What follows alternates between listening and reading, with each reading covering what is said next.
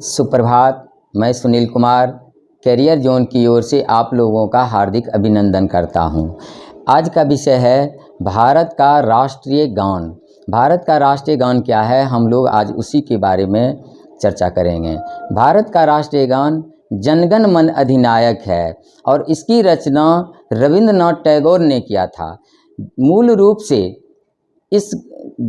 रूप से यह गान बांग्ला भाषा में रचित किया गया था, लेकिन बाद में संविधान सभा ने जब इसको स्वीकार किया था तो 24 जनवरी 1950 को संविधान सभा का यह 12वां और अंतिम अधिवेशन था और उसी अधिवेशन में 24 जनवरी 1950 को विधिवत इसे स्वीकार कर लिया गया। यानी हमारा भारत का राष्ट्रीय गान हिंदी संस्करण में रचित जनगण मन अधिनायक को स्वीकार कर लिया गया। इस गीत की सबसे पहले इस गान की रचना यानी जनगण मन अधिनायक कब गाया गया ये भी हम लोग जानें। सबसे पहले इस गीत को सर्वप्रथम 27 दिसंबर 1911 को कांग्रेस का कलकत्ता अधिवेशन में गाया गया था और उस समय कांग्रेस के अध्यक्ष बिशन नारायण धर थे। उन्हीं की अध्यक्षता में हो रही अधिवेशन में ही पहली बार गाया गया था और 27 दिसंबर 2011 को इस गायन का 100 साल पूरा भी हो गए।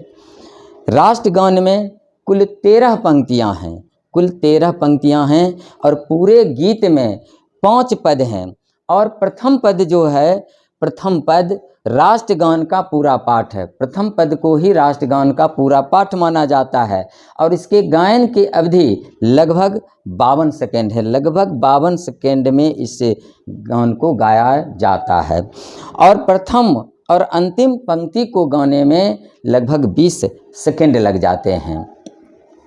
जो हमारा राष्ट्रीय गान जनगण मन है, इसको सबसे पहले यानी 1912 ईस्वी में तत्वबोधिनी पत्रिका में पहली बार ये भारत विधाता शीर्षक से इसको प्रकाशित किया गया। तत्वबोधिनी पत्रिका रविंद्रनाथ टैगोर ने ही इसकी रचना की थी और उसी में पहली बार भारत विधाता शीर्षक से इसको प्रकाशित किया गया था और गुरु रविंद्रनाथ टैगोर ने ही 1919 में मॉर्निंग सॉन्ग ऑफ इंडिया शीर्षक से इसका अंग्रेजी अनुवाद भी किया गया था।